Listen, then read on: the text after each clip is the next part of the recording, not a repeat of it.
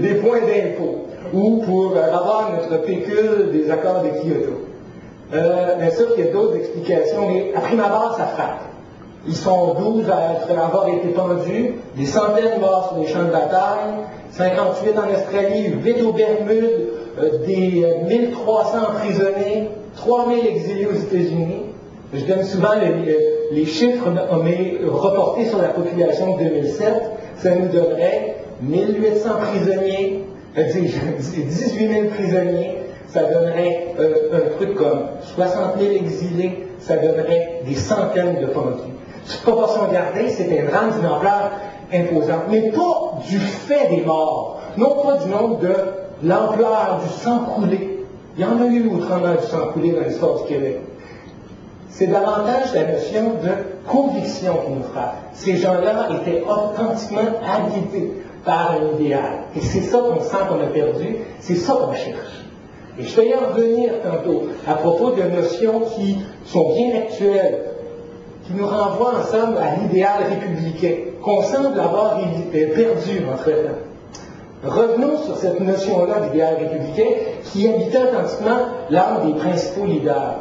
Elle consistait à voir dans le respect des institutions, dans la lutte pour les droits de la majorité, un idéal qui n'était pas négociable, qui ne pouvait pas faire l'objet de compromis, ni d'accommodement, aussi raisonnable soit-il.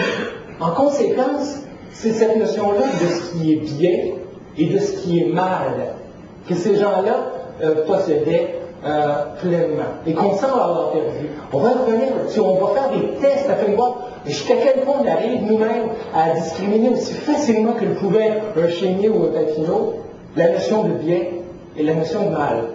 Et vous allez voir comment très bien, il y a comme un flou profond qui s'est installé en nous. Or, ce flou-là, il nous pèse alors qu'il était léger pour ces gens-là. De toutes ces raisons-là, je les rappelle, Québec semblable, creuset identitaire, expérience jamais transcendée, etc. Je trouve que c'est bien résumé dans un des plus beaux poèmes de notre littérature. Je ne sais pas si vous connaissez Alfred Desrochers, le père de Clémence, qui écrit un recueil extraordinaire qui s'appelle Prophétique, à l'ombre de Garford, en 1931. Vous connaissez sans doute. Je suis un fils déchu. Je suis un fils déchu de race surhumaine, race de violents, de forts, de hasardeux, et j'ai le mal du pays neuf, que je tiens d'eux.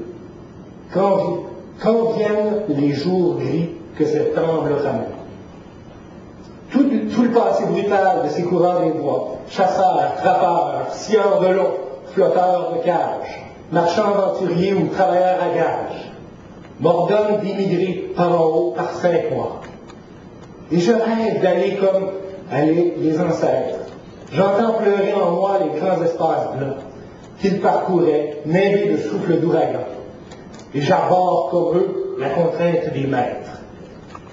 Si d'eux, qui n'ont jamais connu le désespoir, qui sont morts en rêvant d'asservir la nature, je tiens ce maladif instinct de l'aventure, dont je suis quelquefois tout envoûté le soir. Par nos âmes sans vigueur, je suis comme le être, dont la selle atterrit sans qu'il soit dépouillé.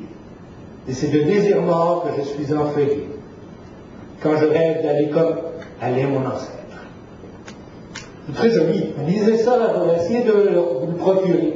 Il vient de résumer l'ensemble de la fascination pour le passé. Il vient de résumer là où l'on se sent une dette envers ses prédécesseurs. Nous sommes tous les enfants déchus d'une race surhumaine. Et ça, c'est quelque chose qui nous lègue. Sauf que ça fait d'eux donc des héros et des héros, mais pas des statues muettes, par exemple. Ils nous parlent. Or, plutôt que de vous raconter l'histoire des patriotes, parce que si vous ne l'avez pas déjà appris, vous ne l'apprendrez jamais, je voudrais peut-être vous parler un peu comme un vieux 1837. Parce que moi, dans ma vie quotidienne, je lis des archives le jour, puis le soir, ça m'arrive de lire le journal.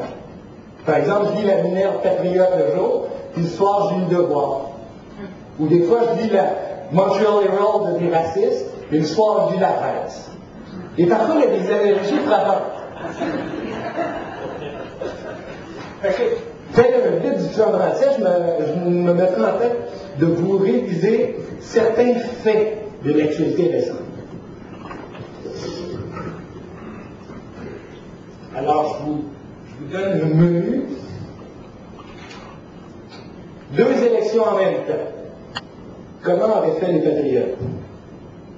Des équilibres fiscaux et autres pinottes, le leadership au Parti québécois, un projet d'élection référendaire, Montfort, autoroute 30 et autres rabascas, les accommodements raisonnables et un sujet toujours d'actualité, la marche vers la souveraineté.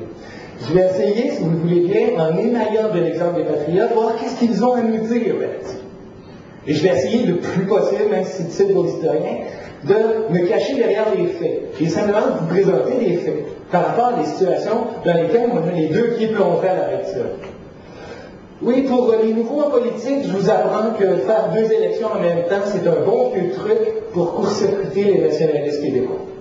La dernière fois que ça s'était produit, ça fait pas longtemps, c'était en 1910, quand Wilfrid Laurier à Ottawa et puis Laumergoin à Québec ont déclenché des élections en même temps pour que les forces nationalistes dans les Bourassa ne sachent plus à quel sein se vouer.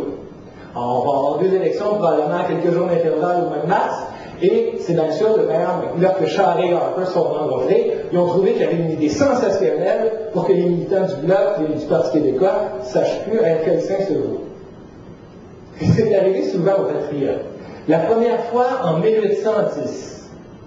En 1810, le gouverneur du Québec, du Bas-Canada, Lord Craig, est une crapule consumée.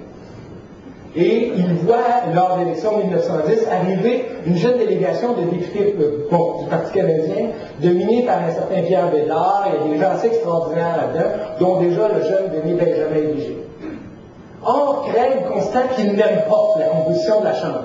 Il demande un certain nombre d'accommodements à la Chambre, qui les refuse. Après seulement 3 semaines de Parlement, il ajourne les travaux et il force le peuple à retourner en élection. Le peuple retourne aux urnes, il reporte la même majorité de députés canadiens, les mêmes fatigants que n'aimait pas le gouverneur. Il va les souffrir cette fois-ci 4 mois et il va retourner en élection. Le Québec va s'être tapé 3 élections générales en 17 mois. Mais à chaque fois, la députation canadienne s'était vue renforcée. À chaque fois, voyant très bien les manœuvres, les manipulations, surtout la corruption du gouvernement, on a quand même de nouveau fait confiance aux gens du milieu. Ça, je vais y revenir. Et c'est tout à fait remarquable. Parce que ça se répète exactement le même scénario qui, 17 ans plus tard, en 1827. Le gouverneur Lord Dalhousie. Là, il y a un fatigant de plus qui s'est ajouté au groupe, qui s'appelle Louis-Joseph Papineau.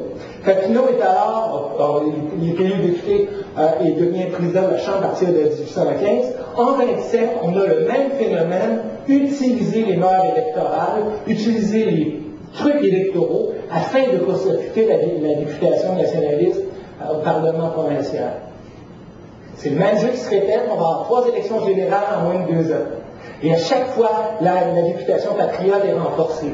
À la fin, on a même réussi à coincer le gouverneur, le forcer à admettre ses torts, et il va être démis de son poste en 1828.